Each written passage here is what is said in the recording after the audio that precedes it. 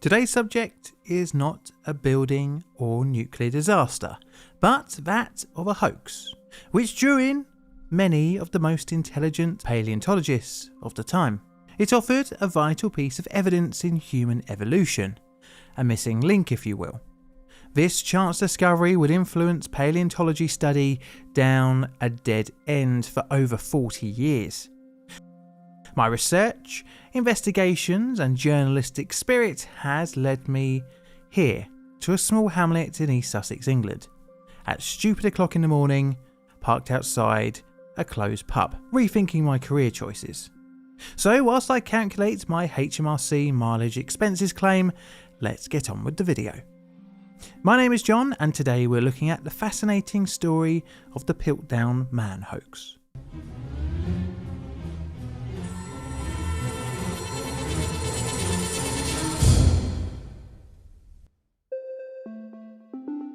Background: a discovery.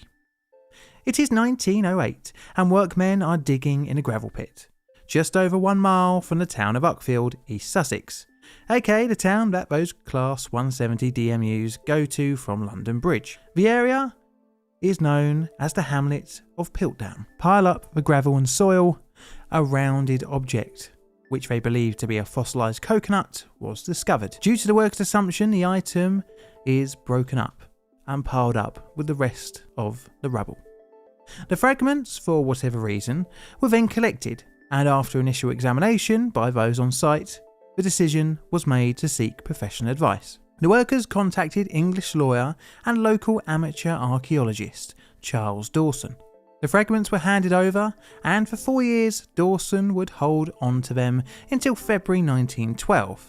When he decided to show off the discovery to one of the most respected museums in the world, the Natural History Museum. Charles Dawson was the co-founder of the Hastings and St Leonard's Museum Association. In the late 1880s and 1890s, Dawson had become a prolific discoverer of spectacular artefacts, leading to his nickname, as penned in the Sussex Daily News, as the Wizard of Sussex. Dawson, at the start of 1912, sent a letter to the Keeper of Geology at the Natural History Museum, Arthur Smith Woodward. The letter outlined Dawson's discoveries. Now, I should say Dawson had some legitimacy to his name, having been made a Fellow of the Society of Geologists and Society of Antiquities of London in 1885 and 1895 respectively, thus having the official titles of Charles Dawson, FGS, FSA. On top of that, due to his many donations to the British Museum, he had also gained the title of Honorary Collector. With such credentials, Dawson had some sort of credibility to his discoveries, more than say one of the workers who had dug up the skull fragments in the first place. The chance of becoming part of a discovery as big as Dawson's letter exclaimed led Arthur Smith Woodward to visit the site of Piltdown in the summer of 1912. The discovery offered a chance of proof of the first Englishman, the veritable two fingers to the French and Germans who had been discovering the remains of Neanderthals for the best part of the last century. So, throughout June to September, Woodward, Dawson and Pierre Teilhard de Chardin, a Jesuit priest and paleontologist, worked on the Piltdown site. Strangely, every new find was unearthed by Dawson alone, mostly amongst a soil heap from the gravel quarry. Even though every find was discovered by just one man, Dawson, Woodward took the artefacts back to the Natural History Museum for evaluation and reconstruction. In total, 5 human skull fragments, an ape-like jawbone with 2 teeth have been found, forming the basis of the new discovery. This showed a link of a human skull, ape-like jaw with human-like teeth, which had been worn down. Interestingly, the bones were stained a dark red-brown colour, the same as the ancient gravel that had been excavated. It is important to say that none of these discoveries, save for the skull fragments found in 1908, were actually discovered in situ. Instead, they were found in the already dug up spoil.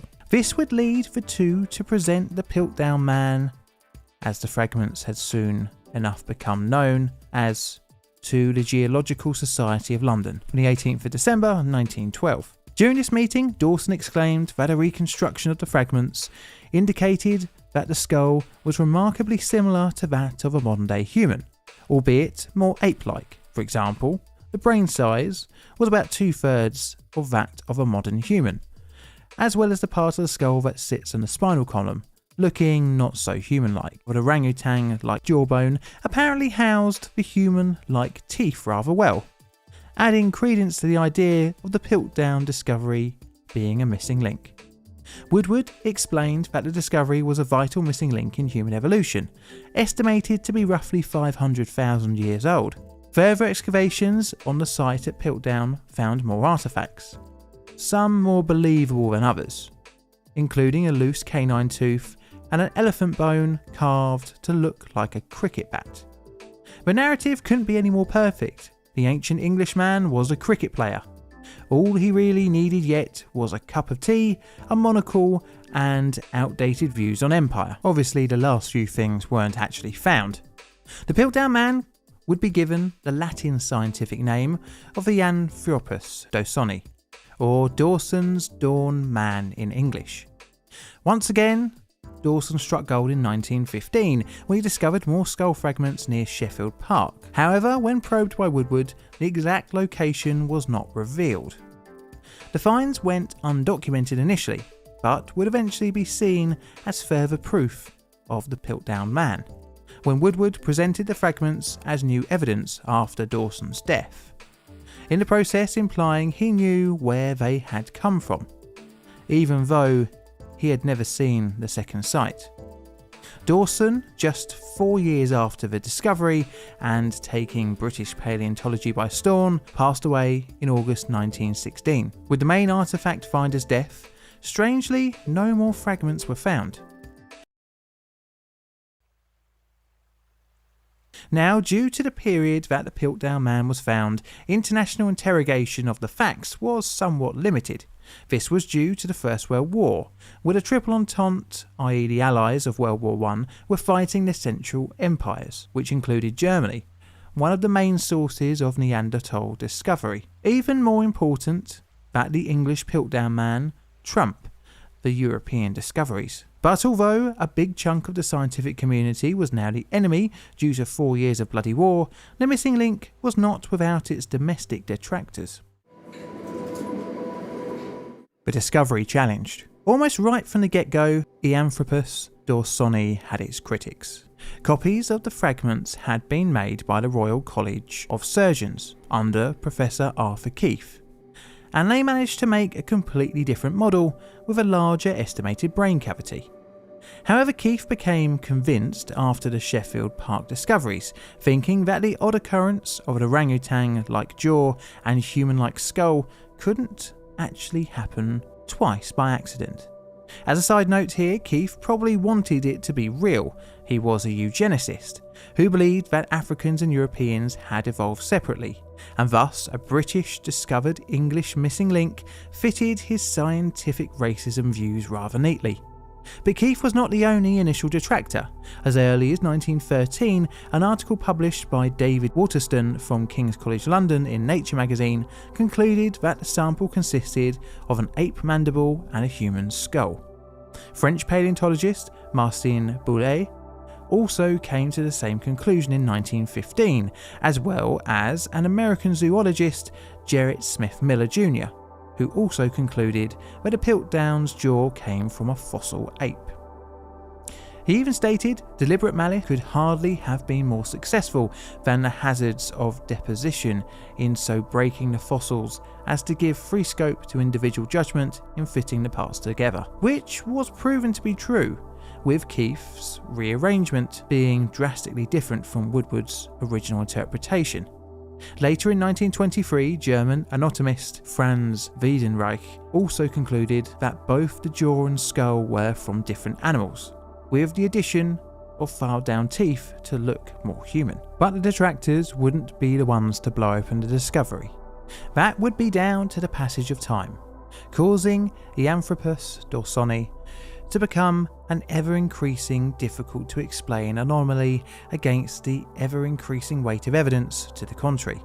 You see, the Piltdown man was very different, and ever-increasing amount of evidence discovered post-World War I, with ape men having much smaller brain cavities than Eanthropus dawsoni. However, to British scientists invested in Eanthropus dawsoni, the newer continental discoveries were the outliers.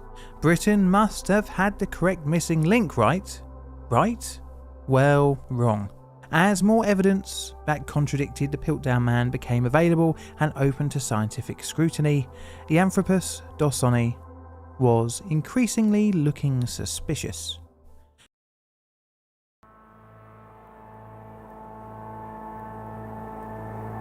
Piltdown Man, a fraud. Well, not exactly everything in our story was actually true. There were many holes in the Dawson story, with the line of custody of the skull prior to 1912 being ropey at best.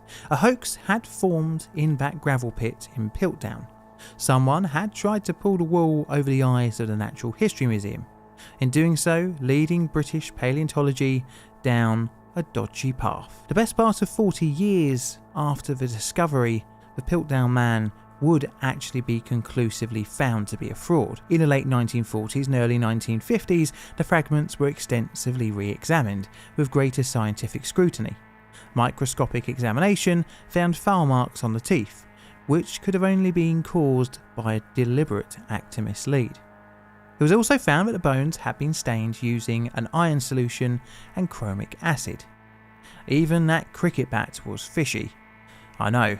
This is where the bullshit alarm probably started to go off for you as well as me, but it was discovered under a microscope that it had been carved using a modern knife. The nail in the coffin of the Piltdown Man was in 1949, when Kenneth Oakley used fluorine absorption dating, which showed the fragments to be no more than 500 years old. The results exposing the fraud were published in Time magazine in 1953. Although fake, the question loomed as to who was behind the fraud. Was it just one person or many? Well, that question remains largely unanswered, but we will have a run over the suspects. Our list included the obvious and even some celebrities. I'll start by saying it is highly likely that Dawson was behind the hoax, as well many of his other discoveries that earned him his fellowships were also scams. A multi-tuberculate mammal, Palgaeulax dawsoni, in which Dawson apparently found in 1891, was also found to have similarly filed teeth to that of the Piltdown Man. Another discovery, the Bulverhive hammer, was found to be shaped with an iron knife, the same way as that cricket club had been created. So clearly Dawson was at the heart of the fraud. Later DNA testing also found that teeth from both the Piltdown site as well as the mystery site in Sheffield Park were from the same animal, meaning whoever had one must have had the other. His story of workmen finding skull fragments in 1908 was also a recycled explanation of Dawson coming into possession of artefacts. So the Piltdown Man was a culmination of a career of frauds. Why? However, we will never know. But were there any accomplices? Possibly Pierre Teilhard de Chardin. He had previously travelled to regions of Africa where the orangutan jaw could have been sourced from.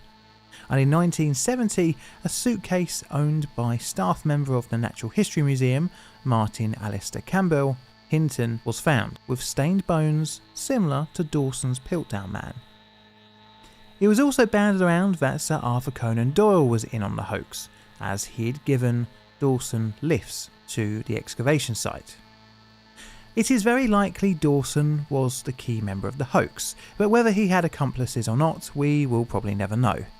As is the same for the story of Dawson's motives, but it's possibly likely it was done for clout. My personal theory is the amateur wanted to be seen as the expert at any cost.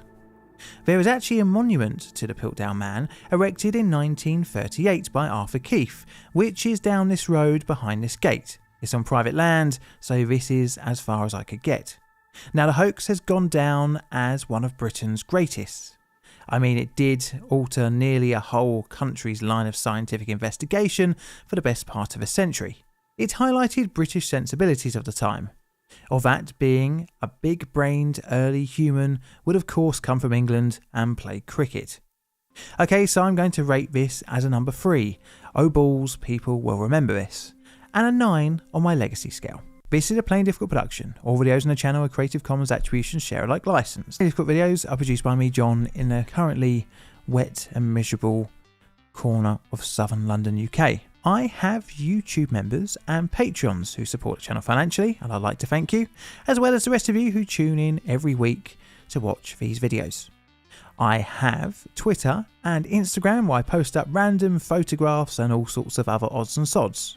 And all that's left to say is thank you for watching, and Mr. Music, play us out please.